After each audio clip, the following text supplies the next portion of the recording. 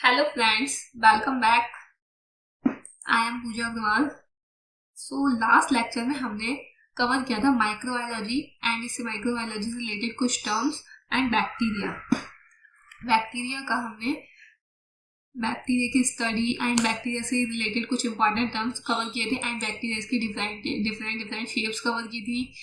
And हमने इसका classification, bacteria का क्लासिफिकेशन किया था फ्लैजिला के बेसिस पर। So we will discuss about structure of a bacterial cell.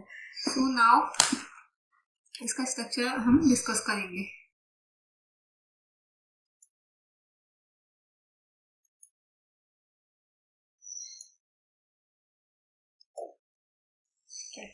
तो ये बैक्टीरिया की इसका स्ट्रक्चर है, ये बैक्टीरियल सेल का। ये जो बैक्टीरिया की आपको मेम्ब्रेन दिखाई दे रही है वाली, ये है इसकी लेयर वाली, ये लेयर है प्लाज्मा मेम्ब्रेन। प्लाज्मा मेम्ब्रेन, ये जो इसकी इनफोल्डिंग है, ये मीजोकैरियोट है, ये प्लाज्मा मेम्ब्रेन की इनफोल्डिंग है। इसी को हम क्या कहते हैं? मीजोसोम्स। मीजोसोम्स कहते हैं इसको हम। एंड ये जो कवरिंग है, इसको हम सेल वॉल कहते हैं। And this is cell wall and this is capsule. Capsule ये ग्लाइकोकैलिक्स का पार्ट है, ग्लाइकोकैलिक्स का टाइप है, क्योंकि ग्लाइकोकैलिक्स टू टाइप का होता है। किसी में कैप्सूल का, किसी व्यक्ति में कैप्सूल रिलेटेड होता है, किसी व्यक्ति में स्लाइम लेयर होती है। सो हम इसमें अपना डायग्राम बनाते हैं। देखिए, it's a plasma membrane and this is infolding of mesosomes. This is unfolding of plasma membrane, which is called mesosome. And now, second layer is cell wall, and third layer of या outermost layer of bacterial cell, ये outermost layer है जो कि mucopolysaccharide की बनी होती है, and which is called glycocalyx. Glycocalyx glycocalyx ना टू टाइप्स की होती है। किसी में कैप्सुलेटेड होती है, किसी बैक्टीरिया में, और सम बैक्टीरिया में स्लाइम लेयर होती है। अभी मैं बताऊंगी आपको ये क्यों होती है। कैप्सुलेटेड जो होती है आपकी हार्ड एंड रिजिड होती है, एंड स्लाइम लेयर जो होती है आपकी थिन एंड लूजली बाउंड होती है। ये थिन होती है एंड लूजली बाउंड होती है, ये होती है आपकी थिक। जो कैप्सुलेटेड होती है लेयर, किसी जिन बैक्टीरिया में कैप्सुलेटेड लेयर होती है, वो बैक्टीरिया होती हैं आपके पैथोजेनिक, जो कि डिसीज कॉज करती है। और जिसमें स्लिम लेयर होती है वो आपकी नॉन पैथोजेनिक होते हैं, जो कि डिसीज कॉज नहीं करते। एंड नाउ दिस इज इसका जेनेटिक मटेरियल, या न्यूक्लियोइड या फिर जीनोफोर। इसके जेनेटिक मटेरियल को न्यूक्लियोइड और जीनोफोर कहते हैं। And this is ribosome. इसमें राइबोसोम जो होता है पॉलीजोम कहलाता है या फिर पॉलीराइबोसोम, क्योंकि इसका राइबोसोम होता है ना, वो इसका राइबोसोम प्रोटीन सिंथेसिस के टाइम पर एमआरएनए प्रोटीन सिंथेसिस के टाइम पर एमआरएनए कई सारे प्रोटीन से, कई सारे राइबोसोम से बाइंडिंग कर लेता है। इसलिए इसका राइबोसोम क्या होता है? पॉलीराइबोसोम। पॉलीराइबोसोम होता है। और वही देखें हम यूकैरियोट्स में, तो यूकैरियोट्स में जो राइबोसोम होता है वो होता है आपका मीजोराइबोसोम। हाँ, मोनोराइबोसोम होता है। एंड मोनोसिस्टोनिक होता है, मोनोसिस्टोनिक। इसका जीन जो होता है मोनोसिस्टोनिक होता है यूकैरियोट्स में, एंड प्रोकैरियोट्स में पॉलीसिस्टोनिक होता है। पॉलीसिस्टोनिक जीन होता है। एंड इसमें एक एक्स्ट्रा न्यूक्लियर जेनेटिक मटेरियल होता है जिसको हम बोलते हैं plasmid. This is which is called plasmid.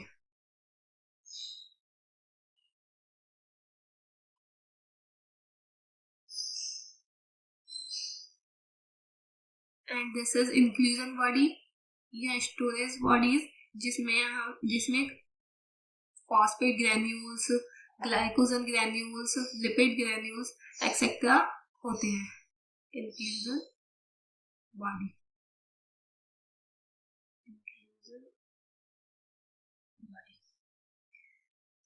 इसकी बेसल बॉडी से ना फ्लैजिला निकलते हैं। ये flagella, this is flagella. And जो स्मॉल वाले हैं इनको स्मॉल एक्सटेंसर्स को हम बोलते हैं, स्मॉल एक्सटेंसर्स को बोलते हैं प्लाई।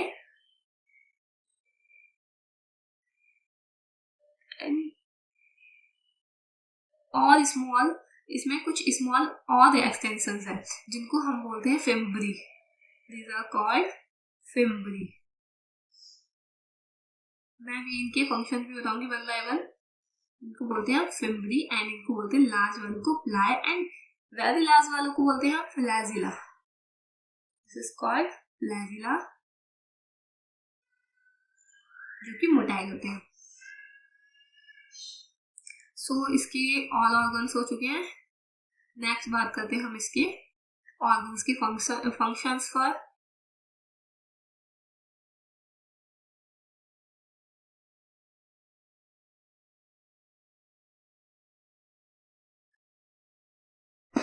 सेल एनवेलप, मैंने ये आपको जो बताया ना कि glycocalyx and cell wall and plasma membrane, इन तीनों की लेयर को मिलाकर हम बोलते हैं सेल एनवेलप। क्योंकि ये तीनों उसकी कवरिंग कर रही है बैक्टीरियल सेल की, इसलिए इन तीनों को मिलाकर हम बोलते हैं सेल एनवेलप। तो सेल एनवेलप में क्या क्या इंक्लूड है? Glycocalyx, cell wall and plasma membrane. Glycocalyx जो है आपकी layer of polysaccharide around bacteria, क्योंकि ये ना पूरे बैक्टीरिया की, ये बैक्टीरियल सेल है, this is bacterial cell and this is plasma membrane and this is cell wall and its glycocalyx. थोड़े बनाती हूँ मैं यहाँ पर glycocalyx and this is glycocalyx. तो ये पूरे बैक्टीरिया के अराउंड होती है। ये किस चीज की बनी होती है? पॉलीसैकेराइड की। ये आउटर मोस्ट लेयर है, सबसे आउटर मोस्ट लेयर, एंड ये मेड अप ऑफ म्यूकोपॉलीसैकेराइड, जिसको कहते हैं म्यूकोपॉलीसैकेराइड्स की बनी होती है। एंड ग्लाइकोकैलिक्स टू टाइप की हो सकती है, कैप्सुलेटेड भी हो सकती है एंड स्लिम लेयर भी हो सकती है। अगर कैप्सुलेटेड है तो वो थिक एंड टफ होगी, कैप्सुलेटेड है तो वो थिक एंड टफ होगी, जो कि आपकी पैथोजेनिक होगी, पैथोजेनिक।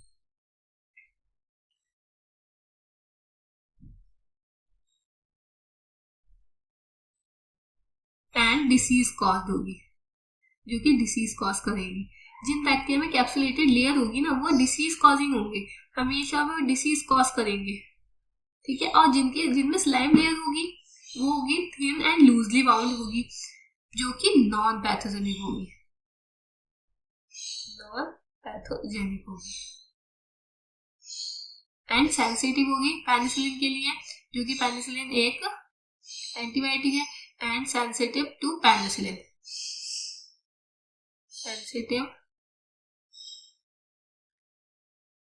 To penicillin.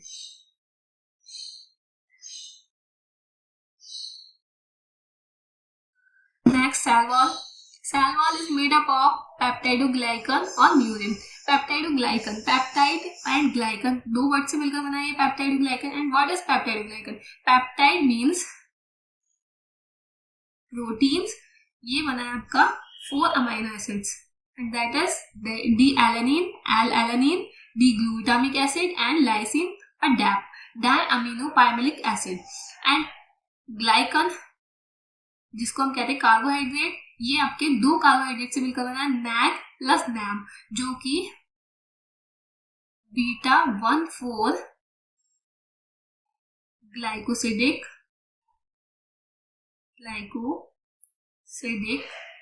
बॉन्ड द्वारा अटैच्ड होते हैं, ठीक है, ग्लाइकोसिडिक बॉन्ड के द्वारा अटैच्ड होते हैं ये। एंड NAG की full form N acetyl glutamic acid, glutamic acid. And NAM, N acetyl muramic acid, muramic acid.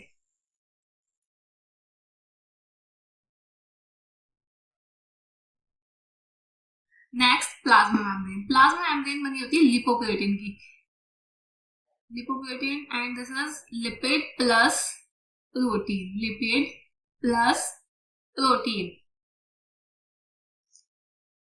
Like eukaryotic membrane. जैसे यूकैरियोटिक, ये ना बिल्कुल यूकैरियोटिक मेम्ब्रेन की तरह सिमिलर होती है, जैसे यूकैरियोट्स में प्लाज्मा मेम्ब्रेन होती है, बिल्कुल उन्हीं की तरह सिमिलर होती है, क्योंकि यूकैरियोटिक मेम्ब्रेन भी, यूकैरियोटिक प्लाज्मा मेम्ब्रेन भी फॉस्फोलिपिड बाइलेयर है विद एसोसिएटेड प्रोटीन्स, क्योंकि उसमें ऐसे होते हैं, ये हेड है लिपिड का, ये tail, this is head and this is tail, ऐसे इसमें लिपिड बाइलेयर होती है फॉस्फोलिपिड्स की, and just this is proteins, ये प्रोटीन बाइलेयर है, ऐसे करके इसमें ये प्लाज्मा मेम्ब्रेन होती है। सेम ऐसे ही इसमें होती है प्लाज्मा मेम्ब्रेन बैक्टीरिया में। एंड बात करते हैं हम इसके सरफेस अपेंडेजेस की। जो इसके सरफेस अपेंडेजेस हैं, हमने टू टाइप्स के देखे, रोल इन मोटिलिटी। एक तो वो जिनका रोल मोटिलिटी में है, जैसे फ्लैजिला, फ्लैजिला का रोल मोटिलिटी में, एंड एक वो जिनका कोई रोल नहीं है मोटिलिटी में, जिनका मोटिलिटी से कोई संबंध नहीं है, जैसे प्लाई एंड फिम्बरी। फ्लैजिला जो होते हैं, अभी हमने फ्लैजिला पीछे पढ़ा था, लास्ट लेक्चर में हमने फ्लैजिला को कवर किया था, फ्लैजिला के बेस पर हमने बैक्टीरिया को कवर किया था, ठीक है, बैक्टीरिया का क्लासिफिकेशन किया था। तो फ्लैजिला अगर एक है तो एट्राइकस है ना, फ्लैजिला की कोई भी नंबरिंग हो सकती है, एक, या फिर बैक्टीरिया की साइड पर काफी सारे, जैसे टफ टॉप ब्लैक फ्लैजिला हो तो सिफेलोट्राइकस बोला था हमने, है ना, और वन है तो एम्फीट्राइकस, और नहीं है तो एट्राइकस, कोई फ्लैजिला नहीं है तो एट्राइकस। जैसे फ्लैजिला अराइज होते हैं आपके from basal body, flagella arise from basal body.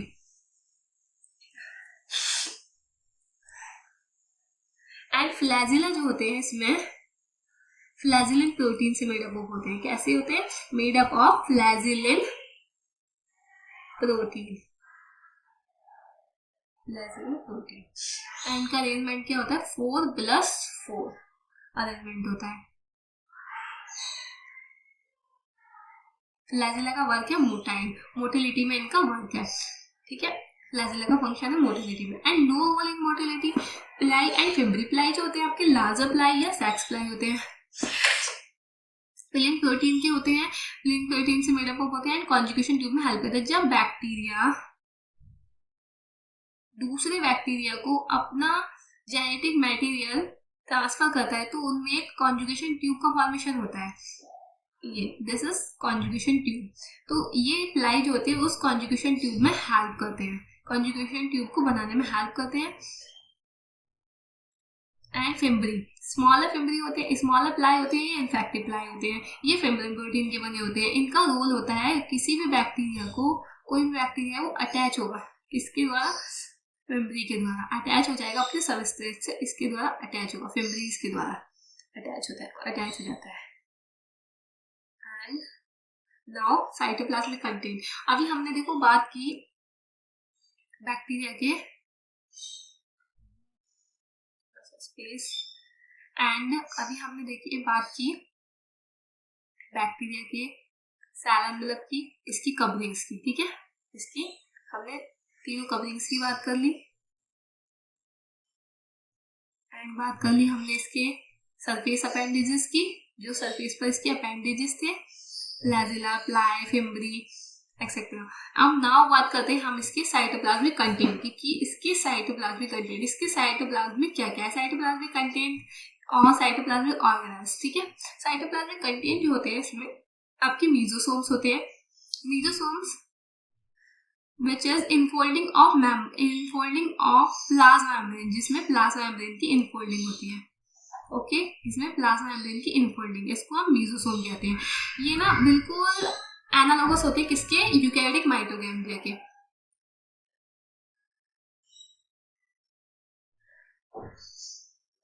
Analogous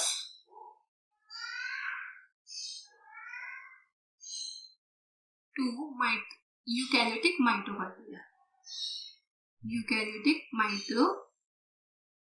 mitochondria.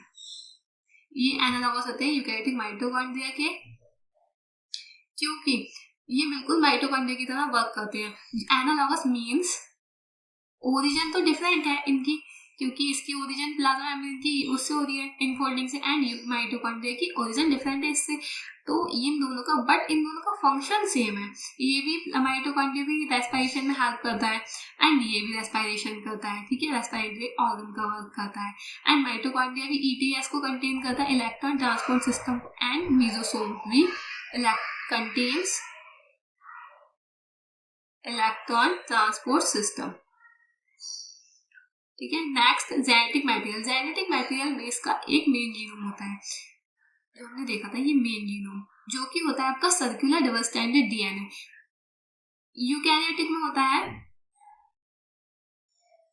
Eukaryotic में लाइक ऐसे होता है डीएनए, है ना, डबल स्टैंडर्ड होता है यूकैरियोटिक में भी डीएनए, बट कैसा होता है, लीनियर। बट ये कैसा है, लीनियर। एंड बैक्टीरिया में कैसा है, सर्क्यूलर और डबल स्टैंडर्ड। सर्क्यूलर भी है एंड डबल स्टैंडर्ड भी है, ठीक है। एंड इसको कहते हैं न्यूक्लियोइड या जीनोफोर, न्यूक्लियोइड या जीनोफोर। एंड इसमें क्रोमोसोम जो होता है, इसमें ट्रू क्रोमोसोम अब्सेंट होता है, true chromosome is absent, only single chromosome, वो भी फॉल्स, सिंगल क्रोमोसोम होता है इसके अंदर। कैसा होता है, single chromosome. Extra nuclear genome, जिसको प्लाज्मिड कहते हैं। प्लाज्मिड में इसके सर्कुलर डबल स्टैंडर्ड डीएनए होता है। ये ऑटोनोमसली सेल्फ रेप्लिकेशन करता है, मतलब इसको, ये इस पे डिपेंडेंट नहीं होता इसके मेन जीनोम पर, ये खुद ही सेल्फ रेप्लिकेशन करता है, ये रेप्लिकेशन करता है ऑटोनोमसली। प्लाज्मिड भी अभी हम नेक्स्ट लेक्चर में हम बात करेंगे प्लाज्मिड पर। प्लाज्मिड भी ना, इसमें 3 टाइप के होते हैं, F plasmid, R plasmid, col plasmid, col factor या फिर आर फैक्टर या फिर एफ फैक्टर। ये फर्टिलिटी के लिए, रेसिस्टेंट के लिए, कॉन्सेजेनिक के लिए, ओके। नेक्स्ट बात करते हैं राइबोसोम। राइबोसोम जो होता है, इसमें 70S राइबोसोम होता है एंड पॉलीराइबोसोम होता है। 70S की भी 2 सब यूनिट में, लार्ज वाली होती है 50S सब यूनिट, एंड स्मॉल वाली होती है 30S सब यूनिट। इंक्लूजन बॉडी जो होती है, इसमें नॉन मेम्ब्रेनस स्ट्रक्चर है इंक्लूजन बॉडी, ये इंक्लूजन बॉडी है, ठीक है। ये नॉन मेम्ब्रेनस स्ट्रक्चर है। इसमें ये होता है स्टोर्ड फूड ऑफ बैक्टीरिया, इसमें बैक्टीरिया का स्टोर्ड फूड होता है, एंड जिसको जैसे phosphorus granules,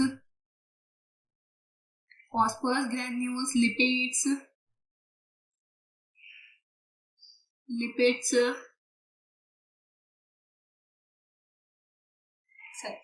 gas vacuole in blue green algae.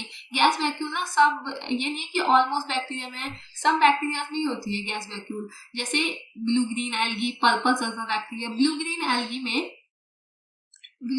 में गैस वैक्यूल होती है, एंड पर्पल सल्फर बैक्टीरिया, ये इनमें वायोलेंसी प्रोवाइड करती है। क्या प्रोवाइड करती है, वायोलेंसी, बिकॉज ये ना फ्लोट करने के, क्योंकि ये एक्वाटिक बैक्टीरिया है दोनों ही, ब्लू ग्रीन एल्गी भी है, पर्पल सल्फर बैक्टीरिया भी है, एक्वाटिक बैक्टीरिया है। इनको ये फ्लोट करने में वाटर की सरफेस पर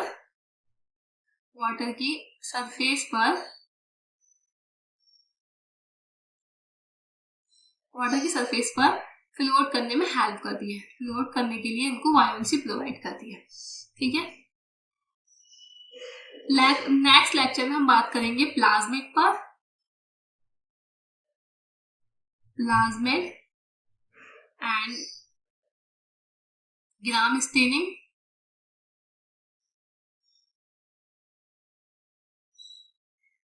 ये छोटे छोटे टर्म है, बट ये इंपॉर्टेंट है, इसलिए हम इन पर भी थोड़ा सा बात करेंगे।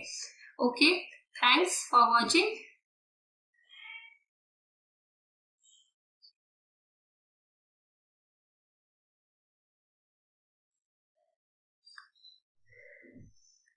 सो आज के लिए इतना ही, नेक्स्ट लेक्चर में मिलेंगे।